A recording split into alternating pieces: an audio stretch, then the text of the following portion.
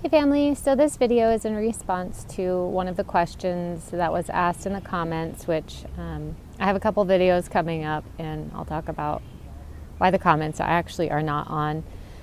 And it's largely because that's one of the membership perks, to be able to interact and communicate with me, and the membership's only $5 and helps me continue making this stuff. Otherwise, I have to rely on other types of work, and then I just don't have time to interact. So anyways, this is going to be about the question of the throat, right? So I said I would make a video on this, so here it is. With the Ascension symptoms and the activation, so when we have activations, we end up getting symptoms from the activation, right? Now, not every symptom that we have of illness is actually an Ascension symptom, okay? There's a lot going on with frequency attacks. Okay, so they modulate different frequencies, remote neural monitoring, remote neural programming, all of that is part of the frequency network, and it's used as warfare. So when we are talking about the different symptoms that come up with the throat or anywhere along the spine, right? So I just got certified in spinal flow technique, and I also do other types of trauma healing. So if you do want help getting trauma healing, please get a session with me. I'd love to help you clear this stuff. I healed my own back of chronic pain from multiple injuries, and I'm happy to say it feels amazing. And my health is good too. So with blockages along the spine, what happens is these activations will bring up distortions in the body, right? In the etheric template or in the light body.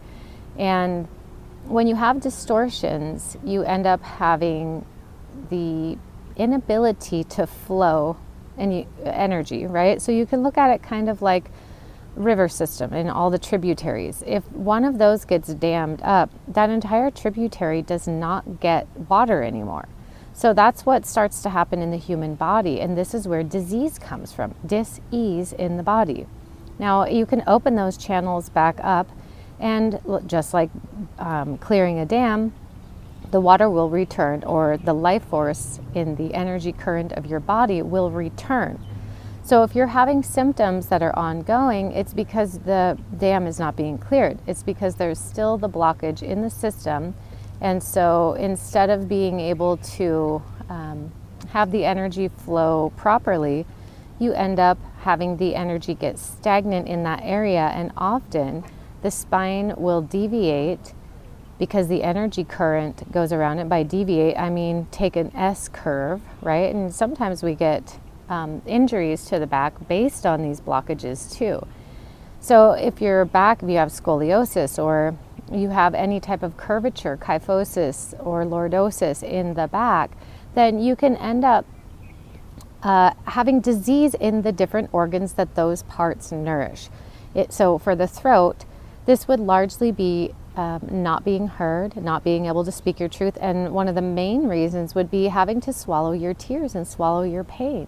So when you swallow your pain and you swallow your tears, it settles in for your body to process later. And often we don't go back and process this stuff. We end up thinking our body is stupid, or that there's something wrong with us, but really it's a brilliant design, right? Because you have to have completion, because when we have these different traumatic experiences and we don't process fully with them, often there's a lie being believed as truth. And this is where people get caught up in victim consciousness. So I'm not going to debate with you about is there victims or is there not victims.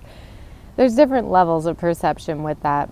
And depending on which level you're looking from, you can say, yeah, there's victims, or everything is created from us, for us, by us, to us, all of that, right? It's an inside job. So if the Ascension symptoms last a long time, it's because you're not able to address, and there's no blame, shame, or guilt in this at all. You know, we all get stuck with these things that we don't want. So many of us are like, I would do anything to clear this experience. I don't want this anymore, yet we don't know how. And that's something that's not really taught to us, and this is why I went into trauma healing. And I've been taking a lot of training. Almost every single year I get a new certification in something for the body, mind, and spirit. I love helping people heal.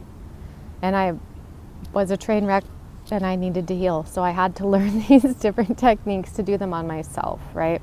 So with the trauma in the throat, some things that you can do for yourself to help yourself heal are singing. So like singing in the shower is one thing that you can do. You can also do different toning, or you can do different things like humming, even whistling, but also speaking your truth. And also the main thing is to really validate what's coming up for you in a way that's productive and progressive. So what do I mean by that? Well, I've been surrounded by a lot of people, and I've fallen into this at times myself too, that we like to tell the story. We like to gain sympathy, which is a form of energy vampirism. When you tell people your trauma repeatedly without clearing it and healing it, you're actually being an energy vampire at that moment. You're taking the energy from them, you're taking their time, you're taking their focus and therefore their life force and streaming it into your problem, which just empowers the problem, right? So that's not productive or progressive. That really locks it into place instead of helps you heal. So instead of telling your story over and over, ask questions about what you can do to shift it, how you can shift it, and then also entertain ideas of what it's like without having it, right? So what does that look like? What does it feel like? What does it smell like? What does it taste like when that problem is solved? And that's the way to be productive with it. Now, allowing yourself to cry, this is for the throat, right? Allowing yourself to cry when you need to cry is huge. And so if you're one of the people whose parents said, not to cry, or quit your crying, or don't talk back to me, that type of stuff is just so toxic. It's toxic parenting. And for all the parents, hey, we've all done it, right? There's no shame, blame, or guilt. We're learning, and we're children too. Okay, it's about having compassion for ourselves and others and course correcting rather than blaming. Okay, so but if you were told not to speak, or children should be seen and not heard, or you worse were hit when you spoke or spoke your mind or got angry, some of us were told it's not okay to be angry, and that is so dangerous too. Every single emotion has validity in your life.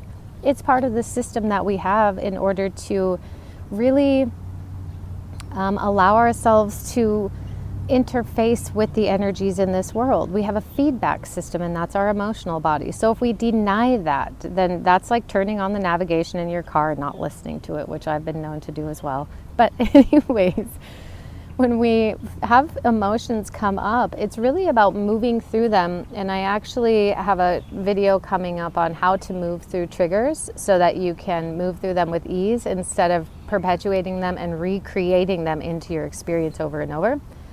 I have a lot of videos coming up actually, and like I said, I am so pressed for time. I spend a lot of my time working with people, helping them heal, and creating courses. So I have multiple courses coming up to share as well. It's just a matter of being able to put the time into them. And I've had to move several times, like every 6 months at least, if not. Anyways, I'm not going to get into that. So anyways, I wanted to bring this to you today to address the question, and I highly encourage you to join my membership on either Locals, which is only $5, or on YouTube, which is only $5, or come to my Q&A, which you can ask questions, and then you get access to all the older Q&As as well on my website. And so if you want to do that, you can have dialogue with me and specifically ask your questions, and we can work through whatever during that call. So that's all available on my website, the Q&As, and then with the membership you get to ask questions in the comments, and I will make videos for them. So this is the only video, the digestive one is the only video that I will have the comments on publicly. And it's not that I don't want to have dialogue with you. I do. I want to connect with you so bad. I just have to earn money. I have to pay rent. I have to pay for my car and things like that. So I'm like you, just living and trying to make things work. So thank you for being here. I really appreciate your presence, and I appreciate your questions too, and I wish I had more time for them. So Take care, family, and I will be back very soon. Much love.